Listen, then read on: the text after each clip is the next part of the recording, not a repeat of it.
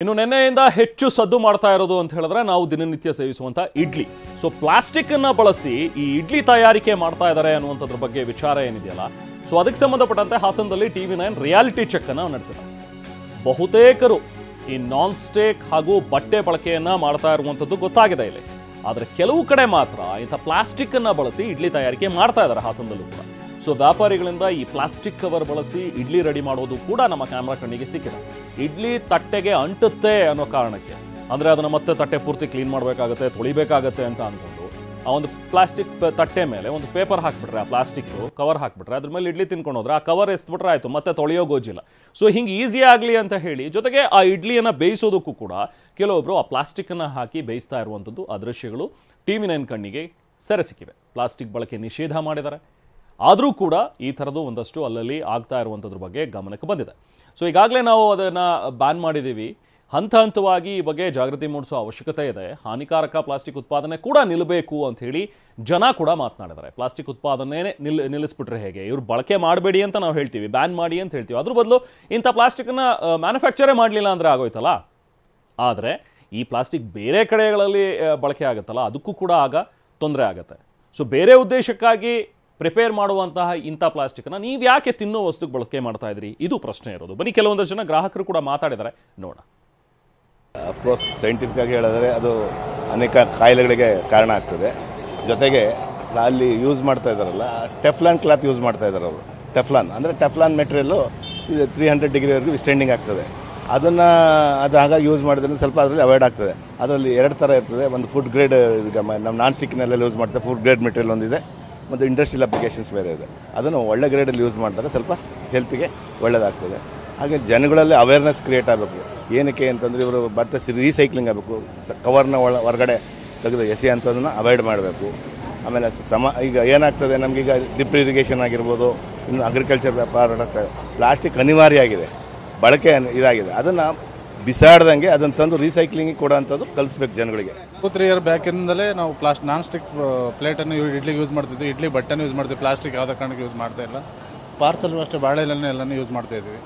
ಮತ್ತು ಫುಡ್ಗೆ ಆ ರೀತಿ ಪ್ಲಾಸ್ಟಿಕ್ ಯಾವುದು ನಾವು ಟಚ್ ಮಾಡ್ತಾ ಇಲ್ಲ. ಅದರಿಂದ ಕ್ಯಾನ್ಸರ್ ಬರುತ್ತೆ, ಅದು ಹೌದು ಒಪ್ಕೊಳ್ಬೇಕು. ಅದನ್ನು ಯೂಸ್ ಮಾಡಬಾರ್ದು ಅಂತ ನನ್ನ ಅಭಿಪ್ರಾಯ. ನಾವು ಯೂಸ್ ಮಾಡ್ತಾ ಇಲ್ಲ ಇವಾಗ. ತುಂಬ ಹಿಂದೆ ಒಂದ್ಸರಿ ಚರ್ಚೆ ಮಾಡಿದ್ರು, ಮತ್ತು ಅವಾಗಲಿಂದಲೂ ನಾವು ಯೂಸ್ ಮಾಡ್ತಾ ಇಲ್ಲ, ಯಾವುದು ಪ್ಲಾಸ್ಟಿಕ್ ಯೂಸ್ ಮಾಡ್ತಾ ಇಲ್ಲ ಅಂತ. ಗ್ರಾಹಕರಿಗೂ ಸರ್ ಅವರು ಬೇಕಾದಲ್ಲಿ ಬಾಕ್ಸ್ಗಳೆಲ್ಲ ತರ್ತಾರೆ ಪಾರ್ಸಲ್ಗೆ. ನಾವು ಹಾಗಾಗಿ ಬಾಳೆಲ್ಲ ಯೂಸ್ ಮಾಡ್ತೀವಿ, ಪೇಪರಲ್ಲಿ ಪಾರ್ಸಲ್ ಮಾಡೋದಾದ್ರು. ಪ್ಲಾಸ್ಟಿಕ್ ಯೂಸ್ ಮಾಡ್ತಾ ಇಲ್ಲ ಇವಾಗ. ಸರ್ಕಾರದ ನಿರ್ಧಾರಕ್ಕೆ ಏನು ಹೇಳ್ತೀನಿ ಸರ್? ಒಳ್ಳೇದು ಸರ್. ಪ್ಲಾಸ್ಟಿಕ್ದು ಫ್ಯಾಕ್ಟ್ರಿನ ಬಂದ್ ಮಾಡಿಸಿದ್ರೆ ನಮಗೆ ಒಳ್ಳೇದು ಅನ್ಸುತ್ತೆ ಹೇಳ್ಸುತ್ತೆ. ಸೊ ನಮ್ಮ ಪ್ರತಿನಿಧಿ ಮಂಜುನಾಥ್ ಕೂಡ ಹಾಸನದಲ್ಲಿ ಒಂದು ರಿಯಾಲಿಟಿ ಚೆಕ್ ಮಾಡಿದ್ದಾರೆ. ಎಲ್ಲೆಲ್ಲಿ ಈ ಥರದ ಪ್ಲಾಸ್ಟಿಕ್ ಬಳಕೆ ಆಗ್ತದೆ, ಕೆಲವೊಂದಷ್ಟು ಜನ ಪಾಪ ಪ್ಲಾಸ್ಟಿಕ್ ಬಳಕೆ ಮಾಡ್ದಲೇನೂ ಕೂಡ ಯೂಸ್ ಮಾಡ್ತಾ ಇದ್ದಾರೆ ಇದನ್ನು ಪ್ರಿಪೇರು. ಸೊ ಅದ್ರ ಬಗ್ಗೆ ಒಂದು ರಿಯಾಲಿಟಿ ಚೆಕ್ ಮಾಡಿದ್ದಾರೆ, ಬನ್ನಿ ನೋಡೋಣ. ಇವತ್ತು ರಾಷ್ಟ್ರೀಯ ವಿಜ್ಞಾನ ದಿನ. ಈ ಹಿನ್ನೆಲೆಯಲ್ಲಿ ನಿನ್ನೆ ರಾಜ್ಯ ಸರ್ಕಾರ ಒಂದು ಮಹತ್ತರ ಆದೇಶವನ್ನು ಹೊರಡಿಸಿದೆ. ಆಹಾರ ತಯಾರಿಕೆ ಪ್ರಕ್ರಿಯೆಯಲ್ಲಿ ಏನು ಪ್ಲಾಸ್ಟಿಕ್ಕನ್ನು ಬಳಸಬಾರ್ದು ಅಂತಕ್ಕಂಥ ನಿಷೇಧವನ್ನು ಮಾಡಲಾಗಿದೆ. ಆದರೂ ಕೂಡ ಸಾಕಷ್ಟು ಕಡೆ ಇನ್ನೂ ಕೂಡ ಈ ಪ್ಲಾಸ್ಟಿಕ್ಕನ್ನು ಬಳಸಲಾಗ್ತಾ ಇದರಲ್ಲಿ, ವಿಶೇಷವಾಗಿ ಇಡ್ಲಿ ತಯಾರಿಕೆ ಮಾಡ್ತಕ್ಕಂಥ ಸ್ಥಳಗಳಲ್ಲಿ ಪ್ಲಾಸ್ಟಿಕ್ಕನ್ನು ಈಗಲೂ ಕೂಡ ಬಳಸ್ತಾರೆ. ಬಹುತೇಕರು ಈಗಾಗಲೇ ನಾನ್ ಸ್ಟಿಕ್ಗೆ ಹೋಗಿದ್ದಾರೆ ಮತ್ತು ಬಟ್ಟೆಯನ್ನು ಬಳಸ್ತಾರೆ.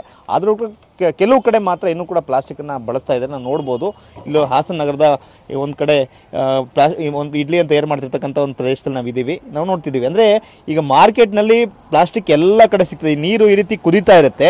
ಸೊ ಕುದೀತಿರ್ತಕ್ಕಂಥ ಸಂದರ್ಭದಲ್ಲಿ ಪ್ಲಾಸ್ಟಿಕ್ ಅದರ ಒಳಗಡೆ ಇದ್ದರೆ ಅದು ಕೂಡ ಬಾಯ್ಲ್ ಆಗುತ್ತೆ, ಹಂತ ಹಂತವಾಗಿ ಬಾಯ್ಲ್ ಆಗುತ್ತೆ. ಸೊ ಅದರಿಂದ ಒಂದು ಕೆಮಿಕಲ್ ರಿಲೀಸ್ ಆಗುತ್ತೆ. ಆ ಕೆಮಿಕಲ್ನಿಂದಾಗಿ ಕ್ಯಾನ್ಸರ್ ಕಾರಕ ಅಂಶಗಳು ಮನುಷ್ಯನ ದೇಹವನ್ನು ಸೇರ್ತವೆ ಅಂತಕ್ಕಂಥ ಮಾಹಿತಿಯನ್ನು ವಿಜ್ಞಾನಿಗಳು ಕೊಟ್ಟಿರ್ತಕ್ಕಂಥ ಹಿನ್ನೆಲೆಯಲ್ಲಿ ಈ ಪ್ಲಾಸ್ಟಿಕ್ಕನ್ನು ಆಹಾರ ತಯಾರಿಕೆಯಲ್ಲಿ ಬಳಸಬಾರ್ದು ಅಂತಕ್ಕಂಥ ಆದೇಶವನ್ನು ಏನು ಆರೋಗ್ಯ ಇಲಾಖೆ ಮಾಡಿದೆ. ಸೊ ಹಂಗಾಗಿ ಇದರಿಂದಾಗಿ ಸಾಕಷ್ಟು ಆರೋಗ್ಯ ದುಷ್ಪರಿಣಾಮಗಳು ಆಗುತ್ತೆ.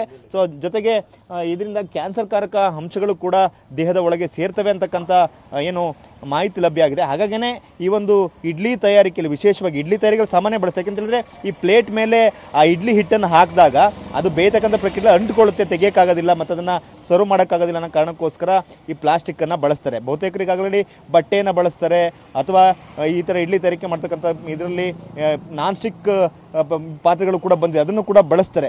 ನಾವು ನೋಡ್ತೀವಿ, ನೀರು ದೊಡ್ಡ ಪ್ರಮಾಣದಲ್ಲಿ ಕುದಿಯುತ್ತೆ. ಆ ಹಬೆನಲ್ಲಿ ಇಡ್ಲಿ ಬೇಯಬೇಕು. ಆ ಹಬೆ ಒಳಗಡೆ ಅಂದರೆ ಆ ಕುದಿತಕ್ಕಂಥ ಪ್ರಕ್ರಿಯೆಯಲ್ಲಿ ಪ್ಲಾಸ್ಟಿಕ್ ಒಳಗೊಂಡಾಗ ಮಾಡಿದಾಗ ಅದರಿಂದ PFAS ಅಂತಕ್ಕಂಥ ಕೆಮಿಕಲ್ ಏನು ಬಿಡುಗಡೆ ಆಗುತ್ತೆ ಅದು ಈ ಆಹಾರದ ಒಳಗಡೆ ಬೆರೆತುಕೊಂಡ್ರೆ ಆಗ ಖಂಡಿತವಾಗಲೂ ಕೂಡ ಅದರಿಂದಾಗಿ ಕ್ಯಾನ್ಸರ್ ಕಾರಕ ಅಂಶಗಳು ಮನುಷ್ಯ ದೇಹವನ್ನು ಸೇರ್ತವೆ ಅಂತಕ್ಕಂಥ ಏನು ಮಾಹಿತಿ ಲಭ್ಯ ಆಗಿದೆ. ಆ ಹಿನ್ನೆಲೆಯಲ್ಲಿ ಪ್ಲಾಸ್ಟಿಕ್ಕನ್ನು ಬ್ಯಾನ್ ಮಾಡಲಾಗಿದೆ. ಸೊ ಜನರಿಗೂ ಕೂಡ ಒಂದಷ್ಟು ಇದರಿಂದ ಮಾಹಿತಿ ಸಿಗಬೇಕಾಗುತ್ತೆ. ಮತ್ತು ಪ್ಲಾಸ್ಟಿಕ್ ಪ್ರಮುಖವಾಗಿ ಏನು ಸಣ್ಣ ಸಣ್ಣ ಅಂಗಡಿಗಳಲ್ಲಿ ಏನು ಅಥವಾ ದೊಡ್ಡ ದೊಡ್ಡ ಪ್ರದೇಶಗಳಲ್ಲೂ ಕೂಡ ಇಡ್ಲಿ ತಯಾರಿಕೆಯಲ್ಲಿ ಇದನ್ನು ಬಳಸ್ತಾರೆ.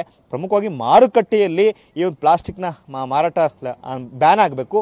ಆವಾಗ ಮಾತ್ರ ಖಂಡಿತವಾಗ್ಲೂ ಇದನ್ನು ನಿಷೇಧ ಮಾಡಲಿಕ್ಕೆ ಸಾಧ್ಯ ಅಂತಕ್ಕಂಥ ಮಾತುಗಳು ಕೂಡ ಜನರು ಹೇಳ್ತಾರೆ. ಕ್ಯಾಮ್ರಾಮನ್ ಮಹೇಶ್ ಜೊತೆ ಮಂಜುನಾಥ್, KB, TV9 ಹಾಸನ.